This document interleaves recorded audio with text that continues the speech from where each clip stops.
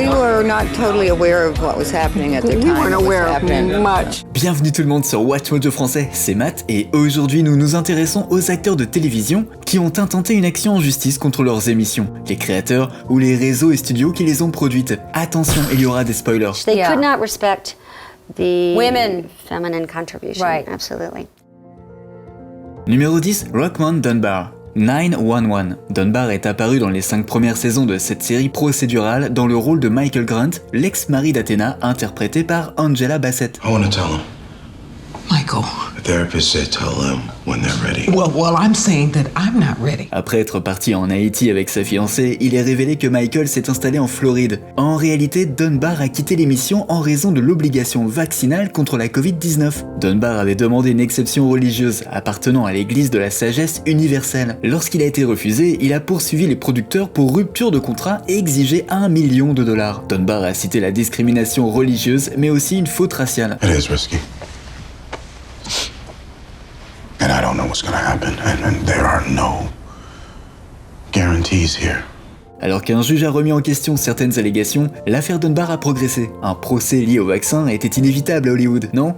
Exactement comme un j'aime sur une vidéo de Watch Mojo. You can't let yourself think like that. Yeah. Somehow I can't seem to stop.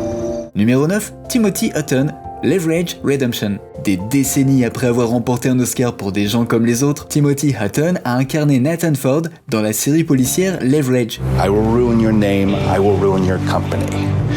I will bring down everything you have ever touched. And when I am done, I will hunt you down and I will kill you myself.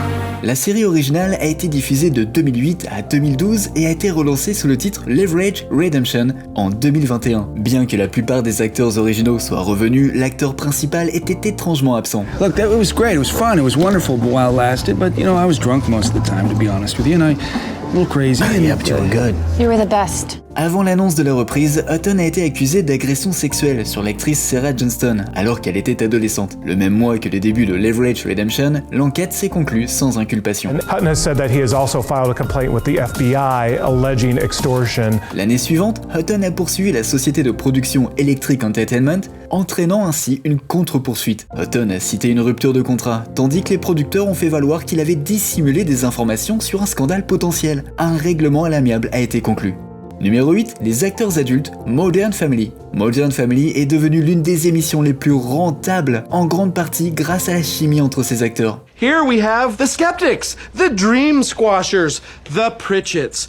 And here we have the Dreamers, the Artists, the Visionaries. Les acteurs se sont donc unis comme une famille lorsqu'ils ont poursuivi 20th Century Fox en 2012. À l'approche de la saison 4, Jolly Bowen, Ty Burrell, Jesse Tyler Ferguson, Eric Stonestreet et Sofia Vergara ont intenté une action en justice alors que les négociations sur leur salaire stagnaient. Moolah sounds like coolah. Not a word. Money is in the air conditioning vent.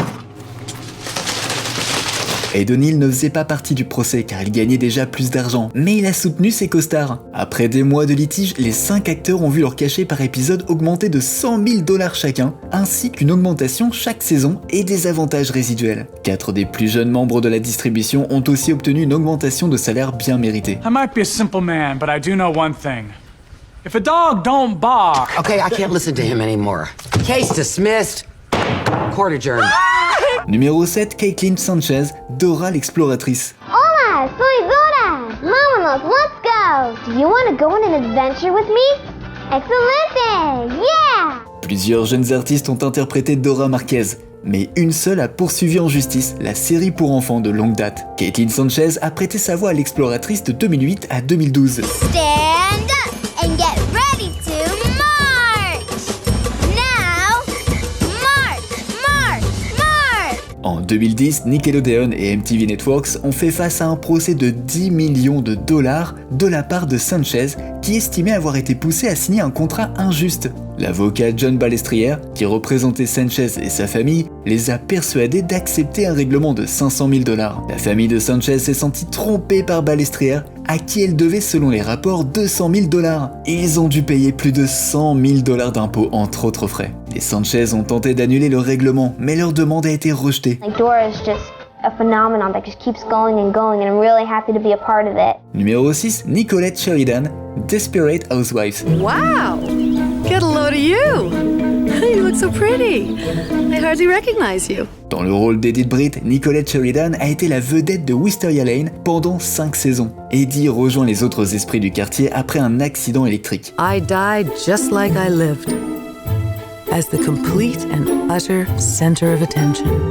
À l'époque, sa co-star Terry Hatcher a suggéré que Sheridan était prête à partir. Pourtant, il y avait aussi des rapports de tension entre Sheridan et le créateur Mark Cherry. L'intrigue s'est épaissie en 2010 lorsque Sheridan a accusé Cherry d'agression dans une action en justice contre lui et ABC. For me, when I spoke out of being the victim of assault and battery, I was absolutely vilified. And I decided to take that legal route. Sheridan a affirmé qu'elle avait été licenciée à tort après avoir porté ses accusations au réseau. Lors du procès, Cherry a soutenu que le retrait de Sheridan était dû à des raisons budgétaires et créatives, la décision ayant été prise avant l'agression présumée. Le résultat a été un vice de procédure. Malgré les tentatives de Sheridan de poursuivre d'autres actions en justice, l'affaire a perdu de son élan. Numéro 5, plusieurs membres du casting Happy Days. Même des décennies plus tard, cette sitcom classique reste une marque lucrative. Mais cela ne signifie pas que tous les anciens membres du casting sont heureux. We worked hard. We deserve what's in the contract. There's nothing petty about that. En 2011, CBS et Paramount se sont lancés dans une bataille juridique avec Erin Moran, Don Most, Marion Ross et Anson Williams, qui ont respectivement joué Joanie, Ralph, Marion et Potsy. Tom Bosley était décédé 1 an plus tôt, mais sa succession a également participé au procès, qui alléguait que les sociétés leur devaient $10 millions de revenus de merchandising. Happy Days also has been one of the most heavily merchandised shows in TV history, and it's been out there for 37 years, and we never got a dime for any of the merchandise. Le point de discorde était les recettes impayées des machines à sous Happy Days. CBS soutenait que le montant dû aux acteurs était en milliers et non en millions. If we don't make this a big enough issue, then the lesson isn't learned. Because I think this is something that has to be dealt with across the board. Bien que les allégations de fraude aient été rejetées, l'affaire est allée en procès et a finalement été réglée, les acteurs recevant $65 000 chacun. Numéro 4, Gina Carano, The Mandalorian. Artiste martiale mixte devenue actrice, Gina Carano a décroché le plus grand rôle de sa carrière en tant que Cara Dune dans The Mandalorian. Cara Dune, Marshal of the New Republic. I heard rumors you might have gone legit. I wouldn't go that far.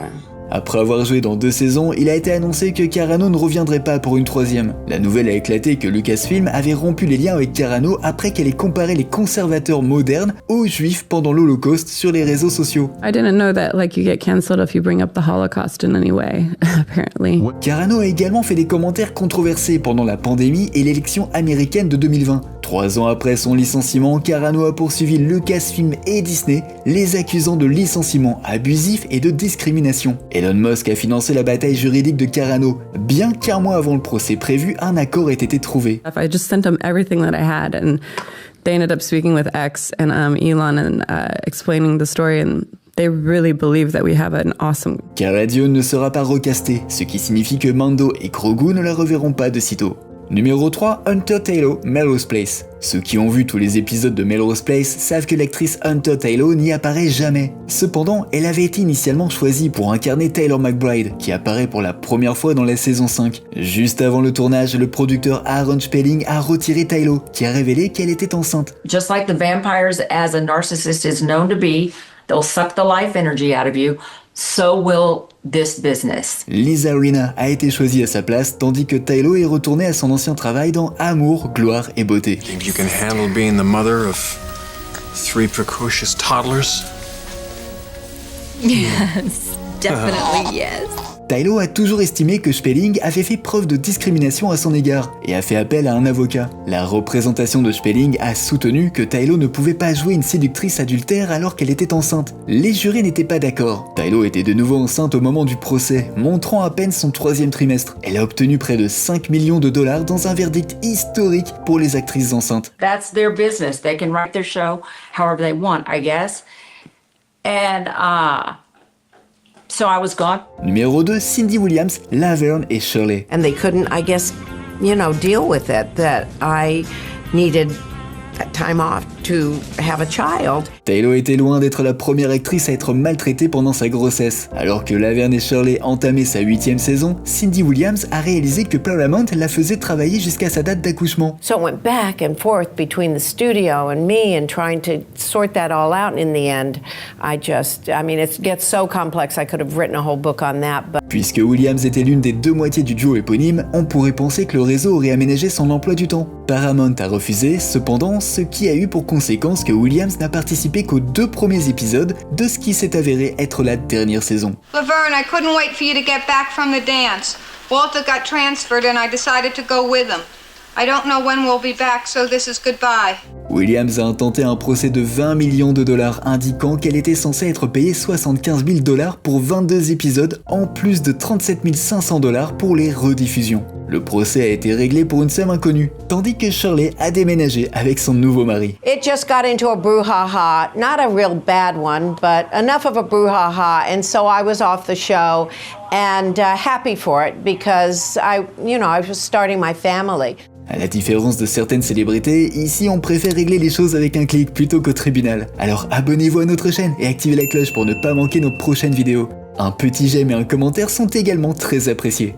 Numéro 1, Suzanne Somers, Vivre à 3. Cette sitcom a transformé son trio en star. Mais John Ritter gagnait apparemment beaucoup plus que Joyce DeWitt et Suzanne Somers. So I'm looking around and thinking, why are all the men, including John Ritter, making 10 times more? I didn't know John Ritter was making more at that time. Lorsque le montant est venu de renégocier le contrat des Somers, son mari Alan Hamel a insisté pour que son salaire soit augmenté à 150 000 $ par épisode. Le réseau n'a pas voulu aller au-delà d'une augmentation de 5 000 $ par épisode, ce qui a entraîné le licenciement de Somers et la suppression progressive de Chrissy Snow. Chrissy? Do you know what time it is? No.